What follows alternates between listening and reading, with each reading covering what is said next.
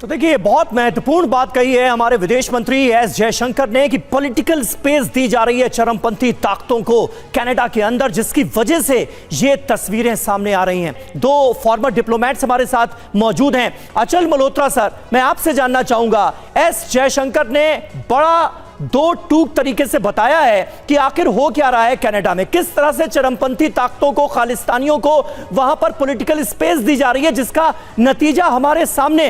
Solution क्या नजर आता है इसका, क्योंकि हर कोई यह आशंका जता रहा है कि इस तरह के हमले आने वाले वक्त में और बढ़ेंगे कनाडा में। जी बिल्कुल, देखिए, जहां तक जयशंकर जी का बयान है, उन्होंने बिल्कुल एक हकीकत जो ग्राउंड पे आज की तारीख पे जो ग्राउंड रियलिटी है उसको फॉर्मुलेट किया है। फैक्ट ऑफ द कि कई सालों से वहाँ की जो पॉलिटिकल स्पेक्ट्रम है उसमें जो एक्सट्रीमिस्ट हैं वो इलेक्शन भी लड़ते हैं, जीतते भी हैं।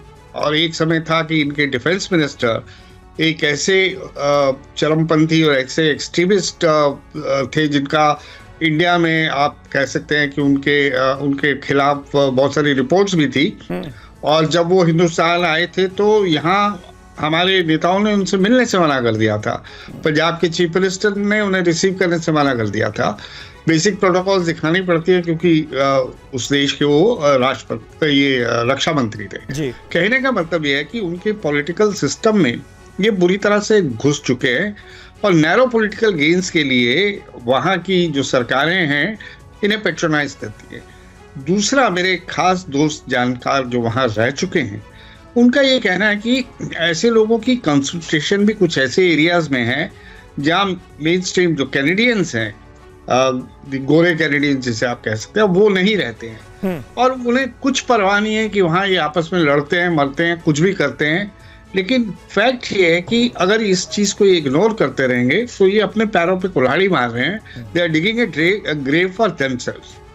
ये जो मूवमेंट बढ़ती चली जा रही है ये इनके लिए सिरदर्दी बन चुकी है। ये अभी इग्नोर कर रहे हैं इस चीज को क्योंकि इन्हें लगता है कि हमें कुछ हो नहीं रहा है, आपस में लड़ रहे हैं या हिंदुओं पे अटैक कर रहे हैं। और ये जो हिंदू पे अटैक की आपने बात करी है तो ये भी एक आप देखें तो पिछले कुछ समय से एक सिस्टमैटिक पैटर्न सा बनता चला जा रहा है। हमारा जो इंडियन डायस्पोरा था, पहले आप इंडियन अमेरिकन हुआ करते थे, इंडियन ब्रिटिश हुआ करते थे, इंडियन कैनेडियंस हुआ करते थे। अब ये होने लगा कि सिख कैनेडियंस, हिंदू कैनेडियंस, ये जो हिंदू मुस्लिम सिख ये सब भी वहीं आ रहा है।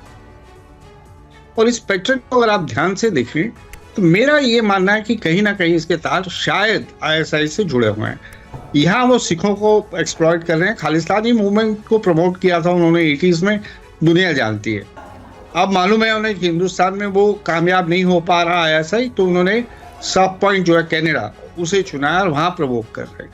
वहाँ उन्हें हिंदूज के खिलाफ लगा रहे हैं, इंडियन गवर्नमेंट के इंटरेस्ट के खिलाफ कर रहे हैं और कैनेडियन गवर्नमेंट को एक्सप्लॉइट कर रहे हैं लोग कि वो भारत पे दबाव डालें।